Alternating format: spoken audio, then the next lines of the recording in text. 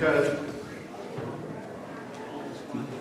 if you work with people from other countries that are either refugees or asylum seekers, or just plain down their luck, you know what I mean? You find that language is the biggest barrier. Amina will testify to that. And so part of what we have to do is learn how to communicate across cultures and languages. I remember a story that our committee provided temporary sanctuary to a beautiful young woman from Mexico that has lived in Oregon for all of her life practically. And she tells the story of going to first grade class in Hood River.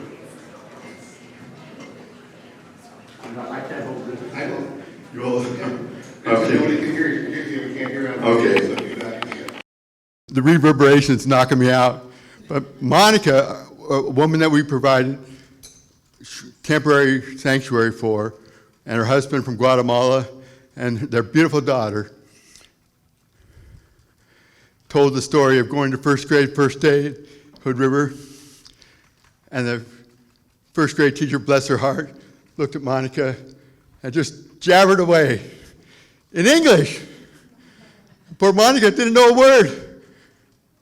And she was saying, "What? I don't understand." But you know what? That woman, that young girl, Monica Herrera, worked like the devil. And by the time she started first grade, she was at the top of her class speaking English. Her courage and admiration, my admiration for her courage, has no end. So now I'm going to try to get back to the podium. Thank you, Paul. You bet.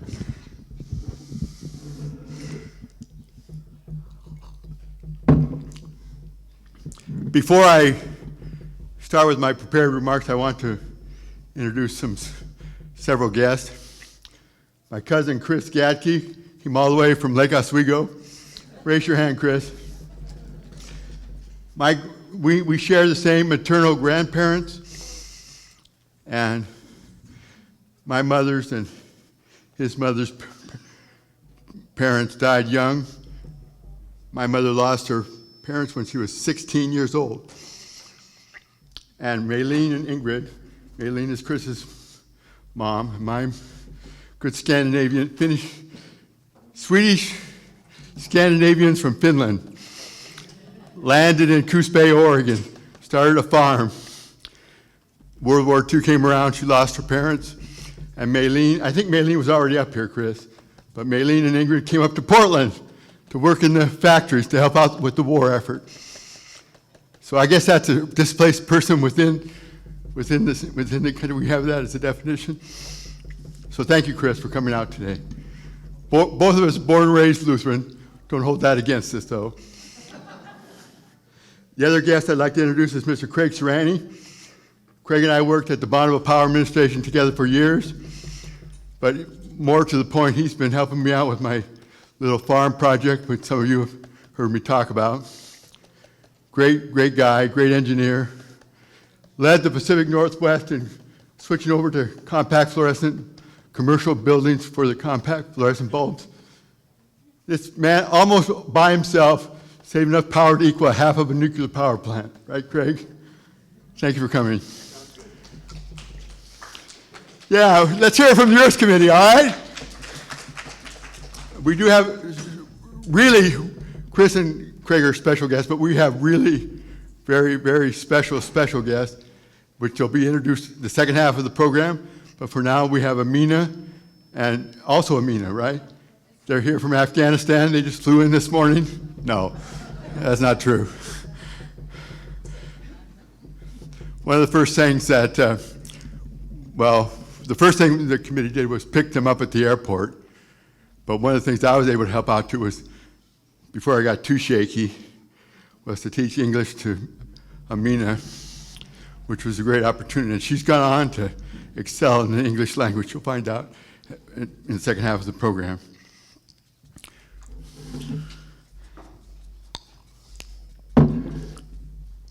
So, a month ago, I wrote out my comments about what I wanted to present this morning. and talk about our 7-year effort at the Sanctuary Committee, which I'm going to read in a little bit. But after last week, after hearing Steve Claiborne and Bonnie Bleasner give their personal stories, I had to write my own. And I want to read that. That is a big part of the Sanctuary movement, has been telling our own personal story. And so here's my personal story. Last week marked the beginning of her spiritual journey when I'm talking about you, Bonnie. Last week, Bonnie marked the beginning of their spiritual journey when she underwent, my eyesight's failing a little bit. I folded it in different spots. When her family moved several times when she was in elementary school, and how disconcerting that was. And Steve Claiborne talked about finishing high school and not knowing what to do and ending up in helping people in Guatemala. So their stories, if you missed them, they were great stories. I'm going to begin mine, though, in the year of 1978 when I worked at the Washington County History Museum in Hillsboro, Oregon. Hillsboro is the capital seat, and as luck would have it, that year I made lunchtime friends with other county employees. One was an attorney that was doing advocacy work on the behalf of the county's migrant labor pool. At that time, as part of my museum work, I was conducting historical research on the roots of Hispanic, Mexican, and Mexican-American settlements in the county, and thought being a civil rights attorney would be cool. But can you imagine 23 years old getting paid to do research on Hispanic settlements in Oregon, Washington County? That was really great. My mother would have been proud of me. But another lunchtime friend, who was kind of my coach the way it worked there, she was kind of my coach, make sure I didn't drift off into Never Never Land, had been a Peace Corps volunteer in the South American country of Colombia, and suggested that I check out the Peace Corps as well. Long story short, I did check it out and ended up serving for 3 years in the Central American country of Costa Rica.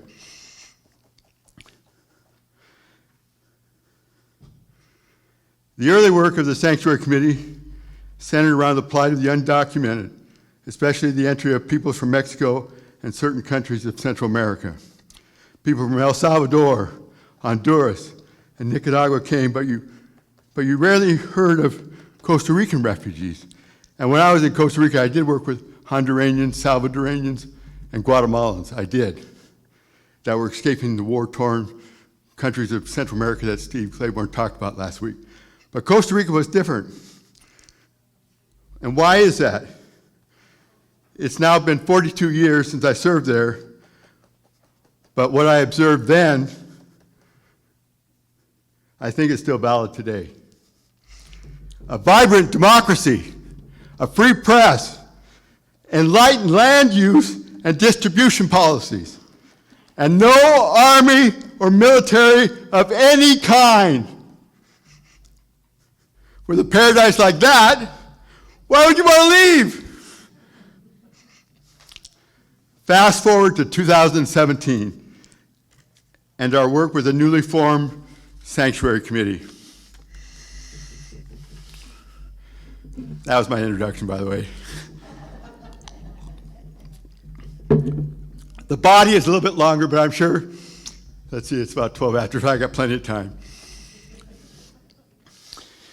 You may want to shoo me away before that, I don't know, but I'm trying to remain focused as much as possible. The start of the Sanctuary Committee here at St. Andrew.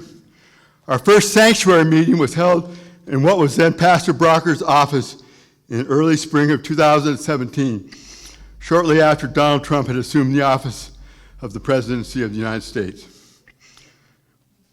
We were all not a bit anxious. I meant to say we were very anxious as to what that would portend for the country. Scott Taylor and Bonnie Bleasner were two of the founding members of the committee. Over the next few months, we would get involved in advocacy work on behalf of migrant laborers, undocumented individuals, as well as refugees from Mexico and Central America. Myself, I was especially concerned for DACA children who had been brought here to the United States at a young age, had grown up here, learned English, think Monica Herrera, and got jobs and started families. For many of these now young adults, the United States was the only home that they had ever known. DACA. The Obama administration had granted the DACA, which stands for Deferred Action for Childhood Arrivals, recipients legal status to stay in the United States until such time that the United States Congress would come up with a more comprehensive immigration reform. And we're still waiting for that, right? Have you talked to your congressperson lately about it? Maybe I should as well. We at St. Andrew did what we could to bring light to the plight of DACA recipients. I flipped the page. Oh, I went double page. I'm very earth-friendly, Liz. I printed this double page.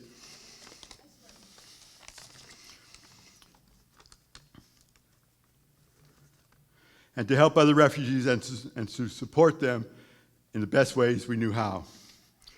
The politics of immigration. It's the number one issue this presidential election year, isn't it? We're right in the middle of it, aren't we? This is the issue, along with inflation. Throughout my 7-year tenure as a member of the St. Andrew Lutheran Sanctuary Committee, that's a mouthful, I've tried my very best to pay attention to the issue of immigration, particularly as it pertains to our country's southern border. I have avidly followed the issue on, I put it, quote unquote, news, both on the liberal side, such as CNN, as well as the conservative side, such as Fox News. Although I have to admit, of late I've been listening more to CNN than Fox News. I will admit that. I'm not totally objective. Of course, the commentators seek to deliberately talk past each other. Isn't that the truth? Isn't that what we've been putting up with for years? I listen to both Democrats as well as Republicans, people on the right as well as on the left. Cooperation and compromise doesn't seem to make the presidential politics. Now, the former president, Donald Trump, can only demagogue on the issue. And it's pretty ugly, isn't it? The Democrats haven't helped matters, sorry, by spending the last 3 years pretending that there wasn't any crisis on the southern border. I think we're starting to deal with it in a kind of a half-assed way. Solutions. Is there a way out of this never-ending stalemate? There may not be. But for me, the one hope is to get involved with the people who are suffering at ground zero. As a personal example, it says here in the script in the margin, it says, calm down, Lloyd. I'm trying to take my own advice. But as a personal example, when I came home from the Peace Corps, after 3 years working with farmers of Costa Rica and doing work for El Salvadorian farmers, Guatemalan farmers, and Honduran farmers, and Panamanian farmers, and Ecuadorian farmers, all those, I tell no lie. But when I came home from Costa Rica, I sponsored 5 children in Guatemala. I spent $30 a month for 5 different kids at the Christian Children's Fund that at that time Sally Struthers ran. My Spanish is okay. My Mayan is terrible, Steve. I'm looking right at you. Tech Tanganango. I couldn't learn how to say even one Mayan word, but that was where she was from. They were from this center that you sent $30 a month to send the kid to school, but it was much more than that, especially back in the 80s. $30 went a long way. Fed the family. Gave clothes to that child and to her brothers and sisters. Provided pencils, paper. There are things that we can't do here and now to help out so that we don't get so down about what's going on the national level. I knew these children personally, communicating with them through letters. I asked specifically that they write in Spanish, and I tried my best to write back in Spanish. Hopefully they could have read some of it anyway. When you work with farmers in Costa Rica, I mean, they were literate, but I did most of my work verbally. You know, it was the verbal Spanish that I learned. Don't get me talking farmer Costa Rican Spanish. You wouldn't like it. No, you might. It's kind of fun. Learning languages is great. And Spanish is easy. Try Chinese. Spanish is pretty easy to use. Is that the signal to keep going, Bonnie? Okay. I knew their names and kept their pictures and report cards and their health records. They would send me the health records of what vaccinations they got and how well they were eating and how their brothers and sisters were doing.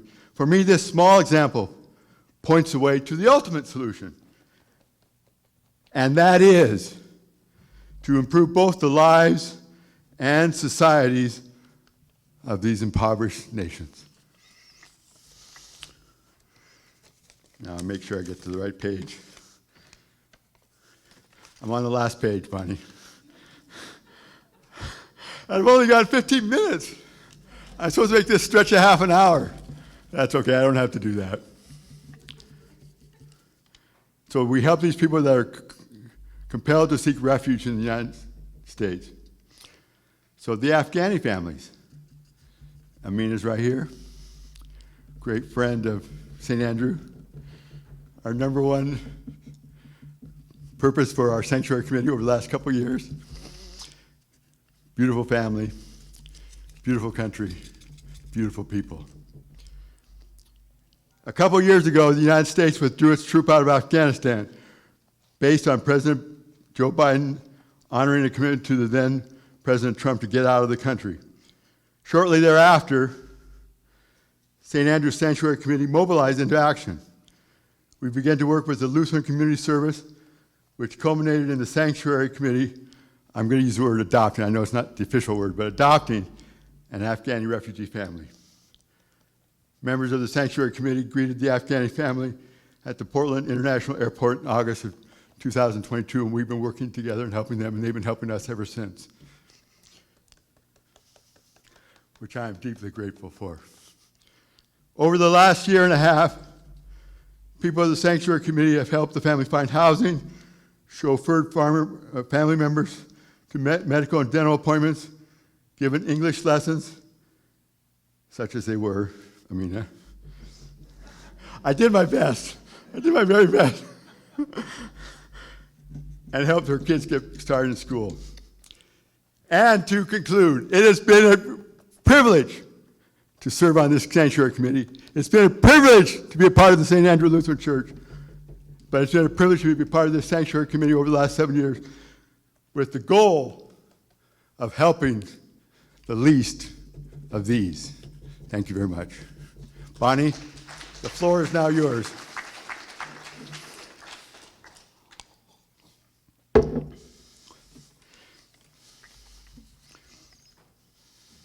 Marie, can you come and help me get my things out?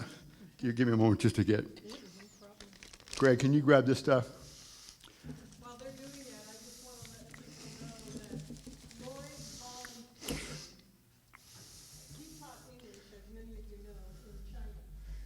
And he volunteered to work with Amina right after, not long after they came. I can't remember exactly when. It took a while to get it off the ground, but yeah, pretty much after that. Yeah, and it was so much fun. It was during the day here, and we would come and bring, with the 4 children, 2 of them are in school during that time, but the 2 youngest ones came here. And I, myself, or Sydney Stottle, someone would be in the nursery while Amina was here in the St. Andrew room learning English. Those kids loved that nursery. I'm telling you, they had a blast in there. And so thank you, Lloyd, for doing that. But it is community, and that's what we're doing. And for myself, it is an absolute honor and joy to work with this family. So couple of things. I just want to be very brief because I want to give Amina time to share. I'll put this down. I'm not going to stand on that today, so. Last week it was requested, Steve had shared quite a few statistics, and they are, if you have this green piece of paper, if you don't have one and want it, we can get it to you, but on the back we have definitions of which I'm going to go over shortly, and the statistics are there if you wish to have that, and I read over them again last night, and it is something else. It's alarming, really. Okay, in the interest of time, I'm not going to go over, I hope that's okay, Cindy, I'm not going to go over every definition that is at the top of the statistics. You guys are all readers. I taught reading for over 30 years. I know you can do it. But there are some things I think at this point, I'm going to leave the first one alone. Migrant, very quickly, if you remember my talk and my experience as a young person moving 3 times in the 4th grade, which is absolutely critical for reading and written language instruction that I missed the entire year of, I was a migrant because I went within my own country from one place to another, even though it was in Oregon. So I thought that was kind of interesting. But immigrant, sometimes these last 3 are confusing. So let's take a look at immigrant. A person who leaves their home country and moves to another country permanently, an immigrant. A refugee, someone who is unable to return to their country of origin owing to a well-founded fear of being persecuted for reasons of, and I added a word, war, race, religion, nationality, membership of a particular social group or political opinion. Refugee claimants apply for and receive the status before they arrive in their country of resettlement, which is exactly what's happened with the Alajarab family, if you remember, the family that we worked with from Syria, and also with Amina's family, and probably many others. An asylee, which was a new term for me, but someone who is unable to return to their country of origin owing to a well-founded fear of being persecuted for reasons of war, race, religion, nationality, membership of a particular social group or political opinion. Refugee claimants apply for and receive the status before they arrive in their country of resettlement. Asylum seekers apply for their status at a U.S. port of entry or after they are already admitted to the U.S. The biggest difference, I think, that people have confusion, including myself, prior to all of this work and study, is the difference between a refugee and an asylee, or someone who's seeking for asylum. So a refugee applies for protection while overseas and enters the U.S. as a refugee. And that's the Alajarab family. They were in a camp for 5 years prior to coming to this country. That's the family, if you remember them, who we did co-sponsor with Lutheran Communities Northwest. Asylee requests protection and is granted asylum within the United States. So that is mainly the difference. And as I stated, last week that I feel very strongly about. When the denomination Lutherans of America, whatever we call ourselves, ELCA, it was a matter of faith that we became a synod denomination. So right now, I would like to have Amina, and with Amina today is Amina Kadami. And interestingly, she used to work for Lutheran Community Services Northwest, but currently she works with OHSU's Intercultural Psychiatric Program.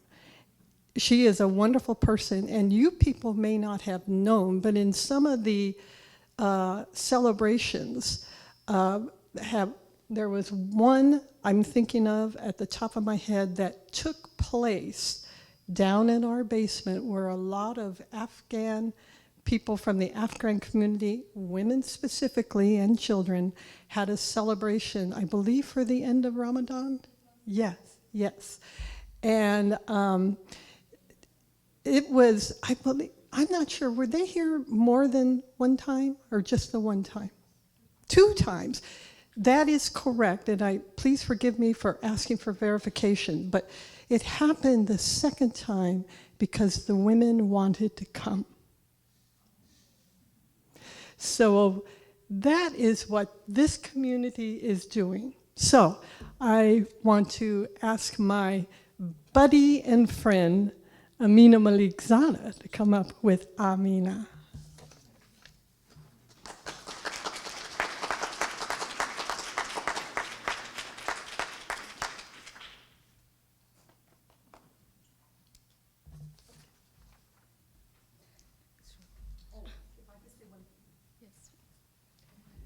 Just to make it easiest for everyone, Amina is here to help with translation. I just thought I'd say that. سلام علیکم خدمت همه دوستایی که اینجا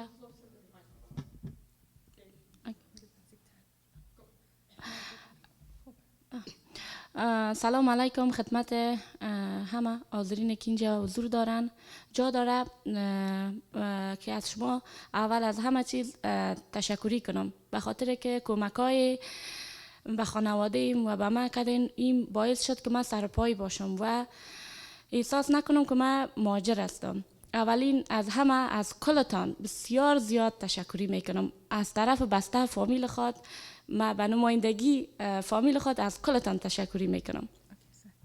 Okay, first of all, I want to say hi from myself, Amina, to give me the opportunity and for Amina. And I want to appreciate what the Andrew Church did for our community last year for celebration. I just wanted to appreciate the first, but I want to start interpreting for Amina. She said, I really appreciate for all of you did for her and her family, and really appreciate from whole family member, and she just want to appreciate. And also she said, what you did is a lot to me, and I didn't never feel that I'm immigrant here. و من از دیدنتان امروز اینجا بسیار زیاد خوش هستم. من همیشه به فکر بودم که این اشخاصی که بر فامیل ما کمک کردن بانی و سندی را همیشه می دیدم و همیشه در این فکر بودم چی وقت شود که من کلتان بتانم ببینم و امروز بسیار روز خوب و بسیار روز خوش است با من که من همتان میتونم ببینم. How can I open?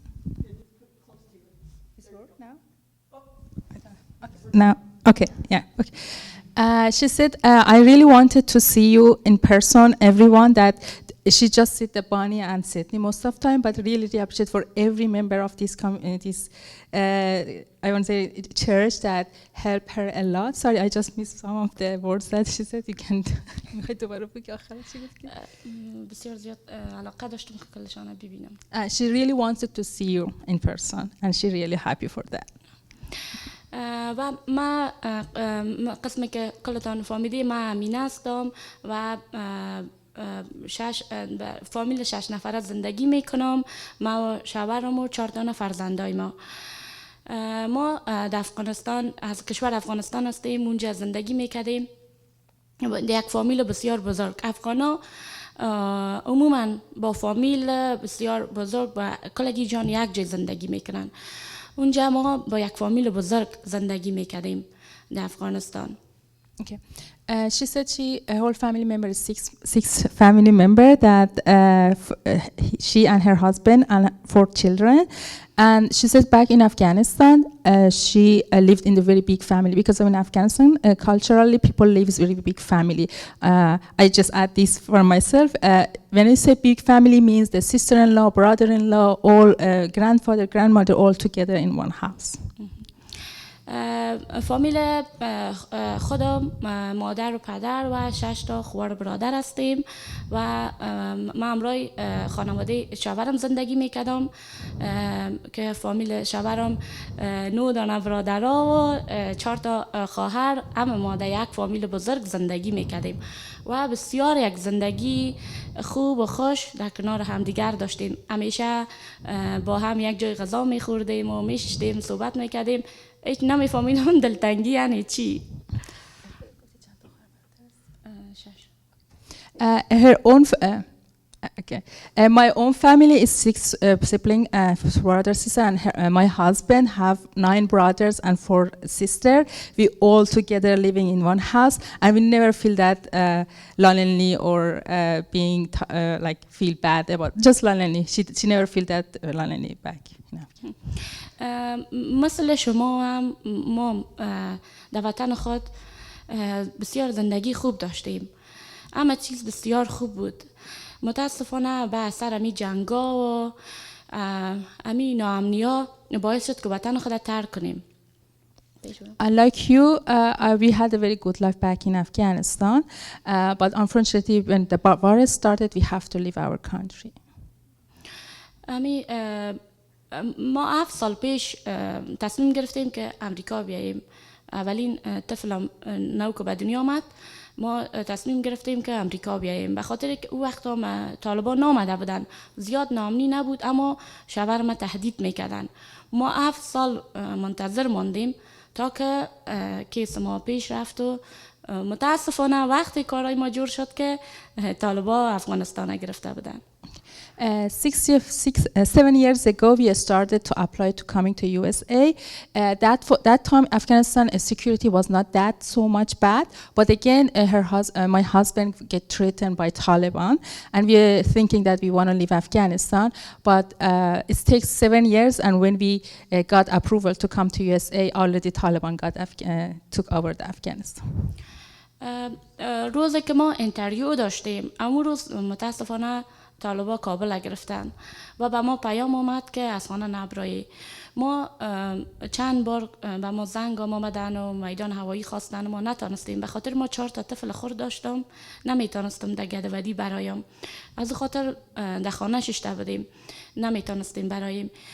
مجبور شدیم که 1 سال همراه طالبا در خانه باشیم و شوهرم نمیتونست بیرون برای. حتی بسیار گپای عاجل می شد و به دکتر ضرورت می بود. شوهرم مریض می شد. خودم می تونستم برایم، اما شوهرم نمی تونست برایم. بسیار 1 سال به مشکل زندگی کردیم. The day of the interview, they had the day was the Taliban took over the Kabul, and we couldn't go out. We received email and letter that come to interview, but we couldn't get out the house. It took 1 year.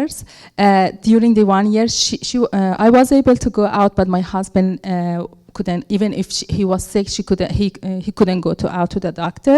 This during 1 year, it was very hard time and tough hard time for our family.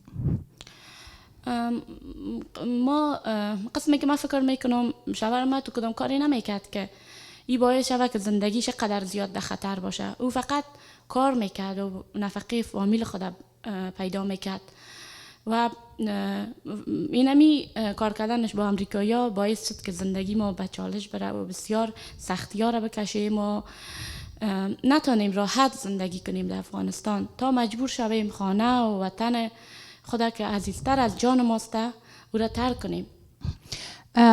when my husband is starting working with the USA, he never thought that it's gonna be that much dangerous for him.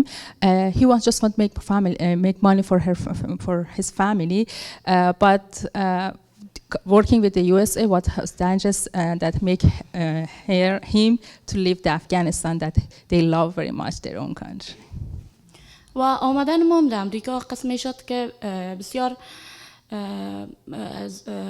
یک سال منتظر ماندیم، اما زود برآمدن ما شد. بی پلان بودیم، هیچ پلان نداشت، پلان معلوم دار نبود که چی وقت است. گد ود بود. شب 11 بجه شب بود، زنگ زدن، میمان در خانه ما بود که گفتن که بیای کابل بیای. ما گفتیم ما در پروان زندگی میکنیم، نمیتونیم. گفتن صبح نمیشه، باید این امشب بخیزین بیاین. They live in Parwan, in the city close to Kabul. It takes 1 year to take their application get approved. The embassy told them to come to embassy, but they said that we couldn't come. It was at 11 p.m. at night, and she got the phone that you have to come to embassy. Even they had a guest that time. ما مجبور شدیم که مو 11 بجه شب یکی از دوستای شوهرم بود، تو زنگ زدیم که بیا ما را تا کابل ببر که ما را خواستین.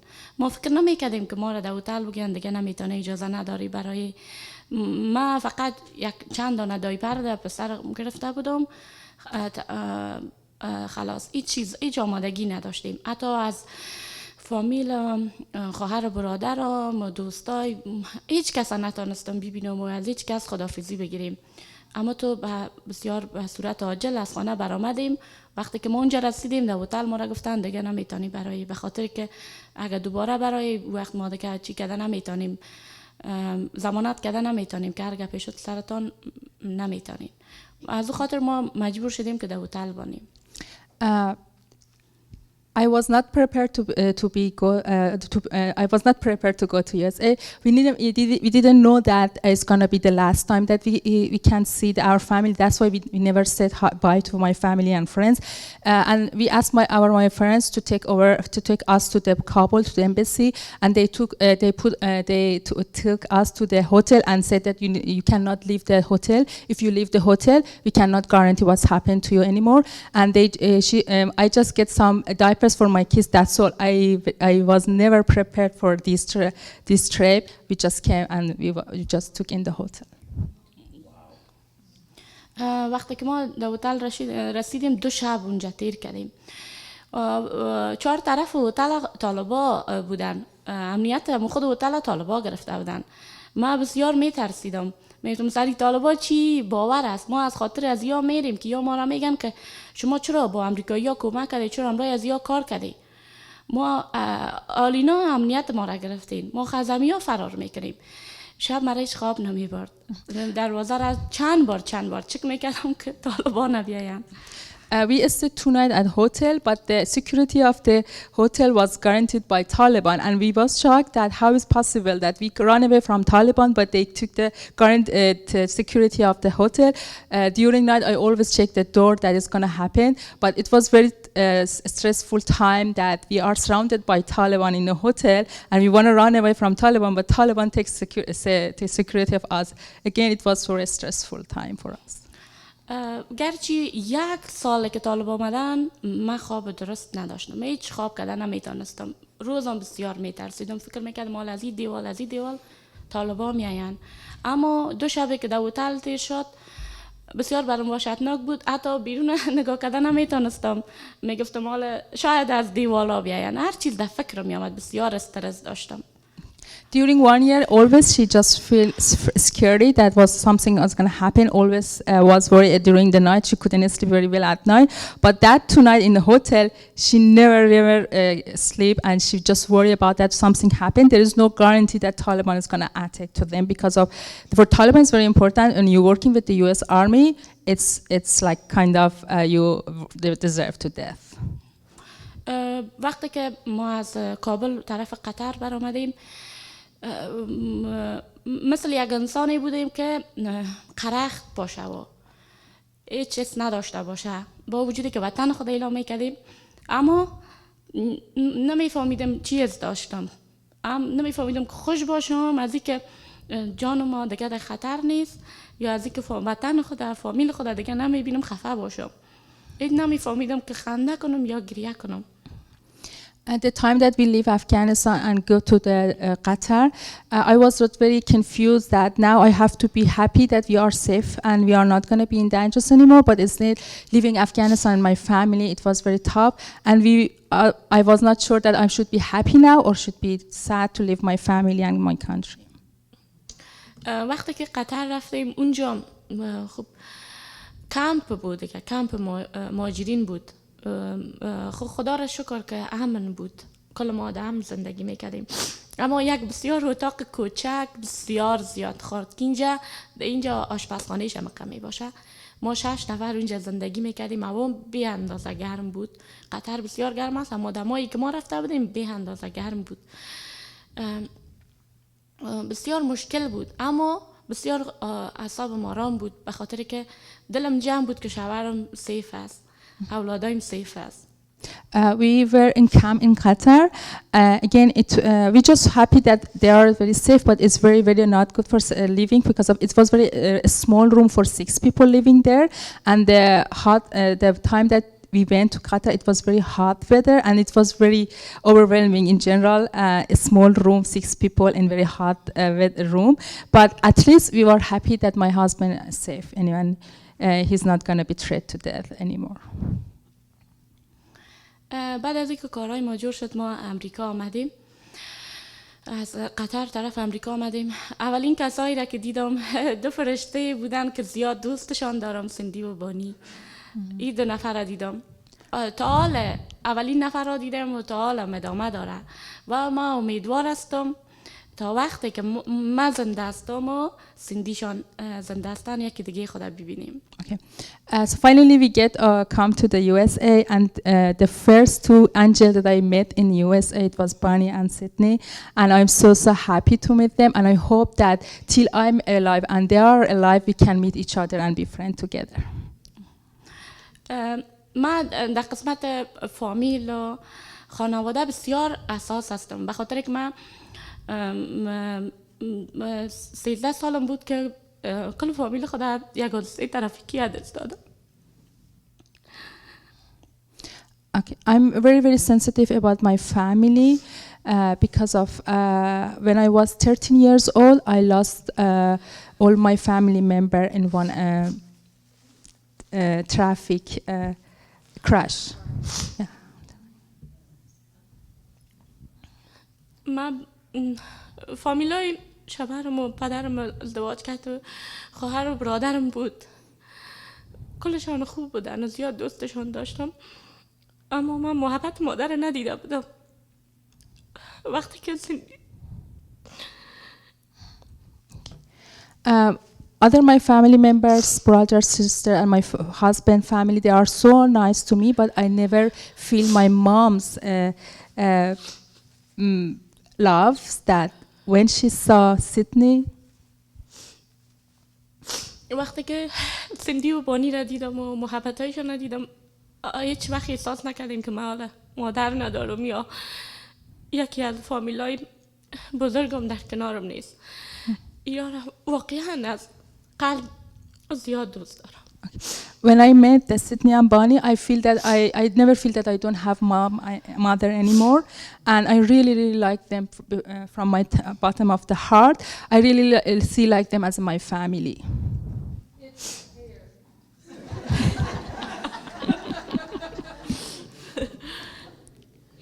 و 1 ساله که در امریکا زندگی کردیم، سال اول بسیار مشکل بود. این شاید برای کل مهاجرین بسیار مشکل باشه، به خاطر که زبان رو نمیفهمیدیم. در افغانستان زندگی بسیار راحت است، تکس زیاد نیست، ورق بازی نیست، بسیار راحت است. 1 نفر کار میکنه و کل فامیل راحت زندگی میکنه. اینجا بسیار زندگی مشکل است. Okay. Since I'm coming to US in 1 year, we had a very hard time, but I think it's normal for every immigrant to come to new country. It's going to have a lot of difficult time. But compared to Afghanistan, we had very easy life in Afghanistan. One person working for whole family, and whole family is fine and happy. But here there is a lot of work, paperwork, a lot of rules, and it's very overwhelming and challenging for us. و 1 سال که پوره شد نفسای راحت کشیدیم، اما باز میام به کمک خانم سندی و شما دوستا بوده تا که راه را بر ما نشان دادن تا ما دمو راه پیش بریم. اگر که کمک نمی بود حالم شاید دمو استرس و دمو مشکلات مواجه می بودیم. After 1 year, I can say that I much feel better, and now we can know that what we want and what we want to do. But even if without your helping, it was impossible. And if it was not your help, I cannot say that we can overcome these challenges by ourselves, and we still are in a stressful situation. But now, if we don't have that much stress, just because of you. 6 ماه اول ما و شوهرم بسیار حالت روحی ما خراب شده بود. بسیار با مشکلات مواجه بودیم. ایت نمیفهمیدیم چی کنیم، کجا بریم. بسیار با مشکلات مواجه بودیم. اما حال بسیار خوب شده. آستا همه چیز یاد گرفتیم. فقط حال شاید یک مشکل کل امی مهاجرین باشه. بزرگترین مشکل مهاجرین رو فکر کنم همگی نمیست که کل روز کار میکنن، کل ما کار میکنن به خاطر پیدا کردن کرایه خانه. وقتی که ما پورا میشه کل ماش خدا در کرایه خانه میتن. The first 6 months, it was very hard and stressful time for me and my husband. But now I feel much better. We feel much better compared to 6 months ago. But I just feel that this is all immigrant family because of the whole month they're working and they give for rent. And that's it. We just working and give the rent. شوهرم بسیار مرد قوی است. از صبح تا شام کار میکنه و بعد از اون میره درس میخونه و فقط مرا میگه تو درس بخوان. یک ما باید درس بخوانیم و یک ما زبان یاد بگیریم تا بتونیم مشکلات خود حل کنیم. و من بسیار رنج میبرم که شوهر خود کمک کرده نمیتونم. شوهرم خسته و زله خانه میایه، حتی اولادای ما را درست دیده نمیتونه. ما یکی دیگه خود درست دیده نمیتونیم تفریح بریم یا جایی بریم به خاطر که شوهرم مصروف میباشه نمیتونه. My husband is very hard working. He worked very hard all the day and also go to school after work. But he always told me just go to school and learn English because of one of us should learn English as soon as possible that we can afford face with all challenges that we have. Unfortunately, my husband always at work and he's tired and he doesn't have time to spend with children and me. We cannot go outside for fun or picnic. It's just it's like a very hard time for my family. و همچنان خب زندگی بدون مشکل نمی باشه. ایره مگی ما قبول داریم. زندگی در هر حالت باید آدم شکر بگویه. اما من باور دارم که اینجا باعث میشه که ما و شوهرم زیاد پیشرفت کنیم. اگر ما و شوهرم نتانیم اما ما کوشش میکنیم که اولادای ما را یک جای برسانیم و اولادای خدا یک تربیت درست بدیم تا که بتونه به همه مردم بتونه به هر کس خیرشان برسه. I know there is no, the life is not without challenging, and everyone has their challenge in their own life. And we hope that if me and my husband couldn't have a good life, at least we can give a good life for our children. And we know that if we try here, we can get to our goals. و من از کل مردم امریکا بسیار خوش هستم به خاطر بسیار روی خوب دارن و اصلا آدم احساس نمیکنه که مهاجر است. اینجا کلگی مثل خود ماستن، هیچ فرق نمیکنه. هر کس بسیار روی خوب دارن و بسیار کمک میکنن. اگر کمک هم نکنن باعث نمیشن که آدم آزار ببینه. بسیار زیاد کمک میکنن و دستشان شوه و این وجود نداره که تو مهاجر هستی یا از این کشور هستی نیستی. کلگی یک رقم است. این بسیار خوب است. I really like about the American culture. They really behave nice to us, and they never treat us like discriminated. They don't care that you are immigrant or not. They always wants to help you, and I'm really appreciate and happy with that. And just wants to appreciate and like that. This American culture is very good. That they always wants to help us.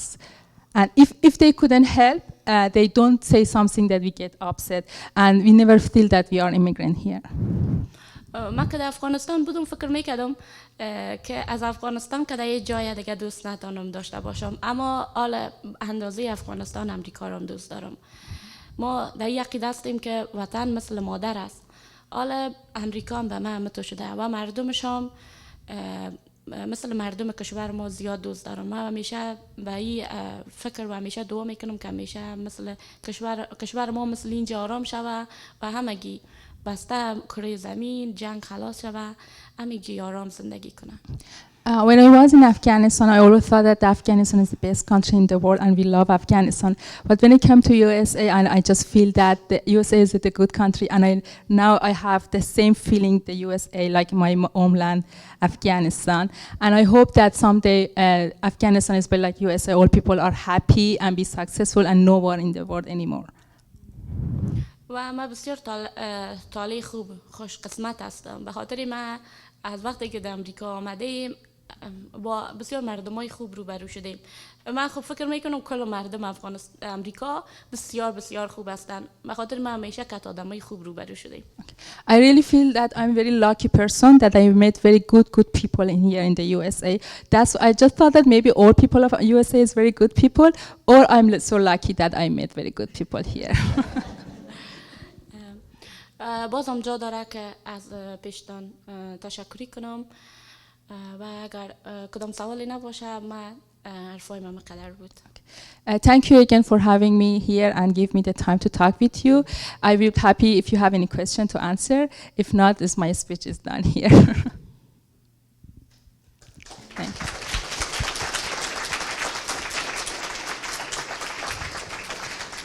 Thank you. I try my best to translate, but this is not my skills. But again, thank you.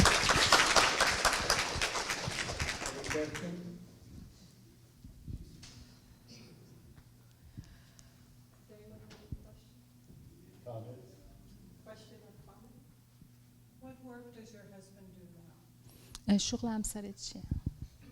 اینجا در یک فابریکه کارتنسازی استم شنا میفهمم اونجا کار میکنم. He was in the factory who packaging. He was not sure about the name of the company. So, Yes. so he works for the bag manufacturing corporation during the day. He works 40 hours a week, 4 tens, 4 days, 10 hours a week. On top of that, he does DoorDash. And so be good to DoorDash providers. He's been extremely industrious. And he and Bob, my husband, have been working together to look at other alternatives that might root him in the trade. He comes from a family of carpenters. There's a lot of strength and capacity there that we think could be built upon here in the U.S. Yeah. Thank you. Other questions? That was a good one. How old are your children? سن بچه‌ها تو چند سال؟ من 4 تا فرزند دارم که 3 دختر دارم و 1 دانه پسر. طفل اولم 7 سالش است، طفل دوم 6 سالش است، دخترک خوردم 3 سالش است و دخترم 5 سالش است، پسرم 3 سالش است. Okay. I have 4 children, 3 daughters, 1 son. 3 daughters is 7, 6, 5, and the son is 3 years old. من به خاطر که فامیل خود از دست داده بودم اولاد زیاد خوش دارم، از خاطر پشت به دنیا آمدم. Because I lost my family member, that's why I really want to have a lot of children. That's why I have a children 1 year. از این میترسیدم که طفل خلاص شوم و به طفل بانم، از خاطر زوزو به دنیا I was worried that I lose the time to have the children. That's why I was in hurry to have children.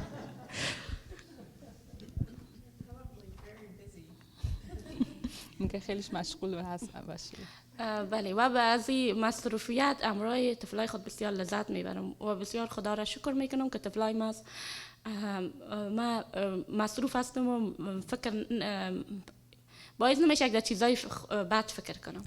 Yeah, I'm also happy and thankful to be busy with children because of that makes me to not overthinking a lot about the negative thing that makes me busy with the children, and I'm happy, thankful for that. I'll just add, I mean, this is a delightful family to be around. And you see just a lot of love and warmth in the family unit, so it's wonderful. But Amina also has 2 years of college in Afghanistan and is an experienced teacher.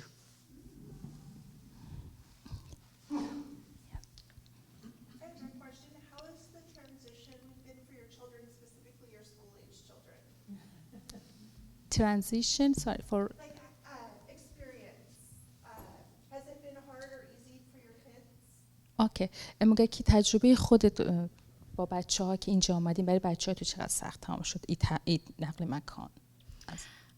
برای طفلای ما زیاد تاثیر کرد به خاطر که طفلای ما زیاد مادر کلانشان زیاد دوست داشتن و اینجا که آمدن بسیار برشان مشکل بود و صحبت کردن نمیتونستن، هم گپ که در دلشان هست بر استادایشان گفتن نمیتونست. همین یک دختره که 6 ساله است تا لسر روحیش بسیار تاثیر کرده که بسیار پرخاشگر شده. Okay. It was hard for my children as well, especially for my 6 years old daughter.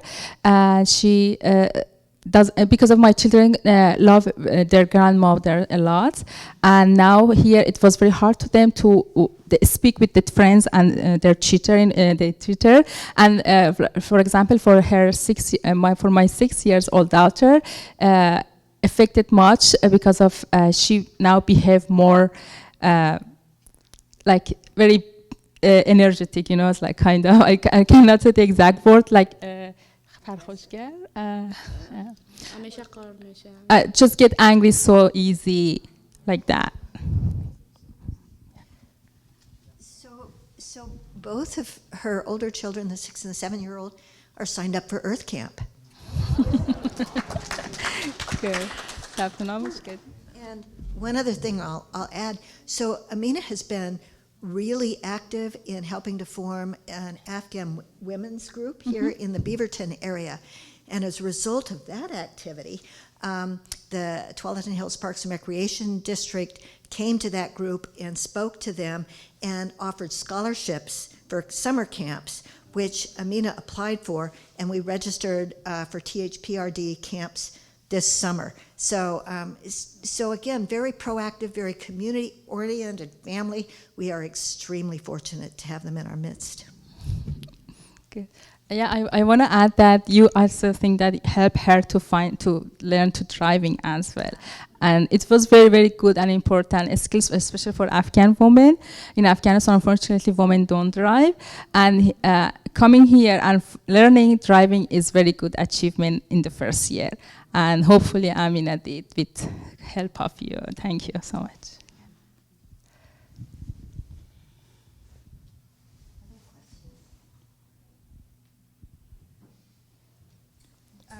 As a member of the Sanctuary team, we also welcome other involvement. So any of you who would like to volunteer, there's lots of activities that you can help with. And so we would welcome that. I mean, there's folks here, I'm looking at you, Fran, and Janet Vorvik and Beth, people who've been providing childcare, really, really grateful for that. Tom, as a member of our committee, we're looking for a second car van that will accommodate a family of 6. So we'd really appreciate support and help in that area too. Thank you. Does she sew? Yes, she is a quilter.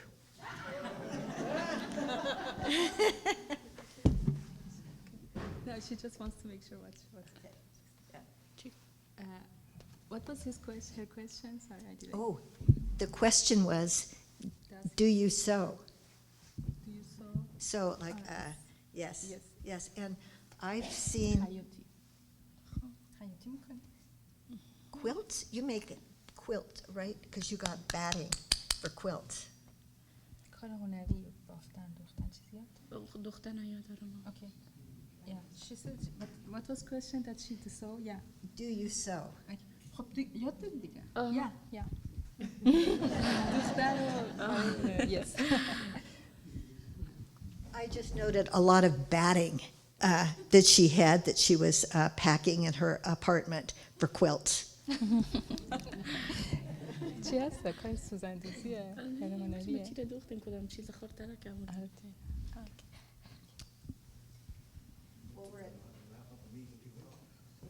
So thank you for coming. Thank you.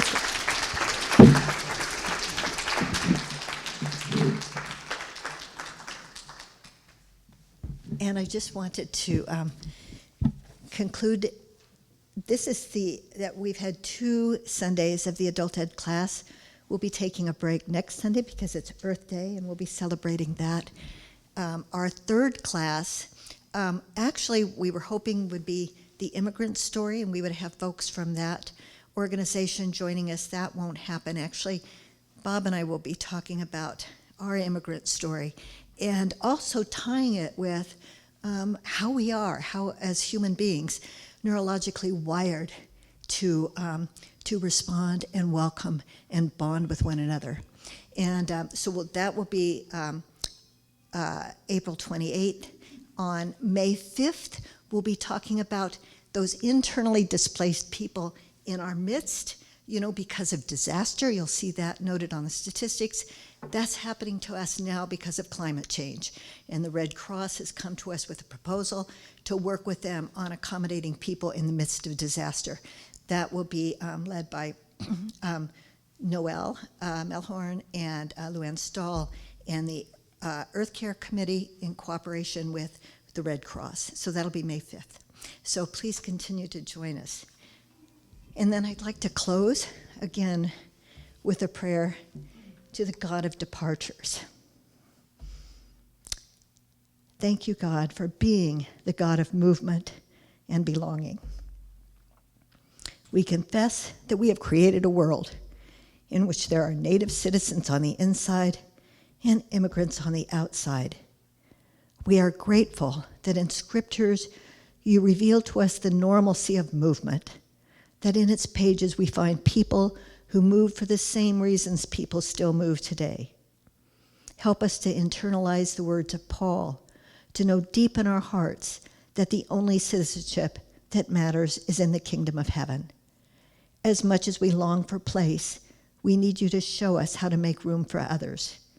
Expand our vision, our sense of family and country, our knowledge that ultimately we all belong to you, not to the places where we happen to be born.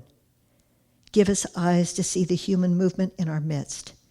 As we find ourselves in a time of growing nationalism and xenophobia, give us the courage to reject these narratives and instead to reimagine our world, to bring one into being where everyone belongs, where all can become naturalized and included. Amen.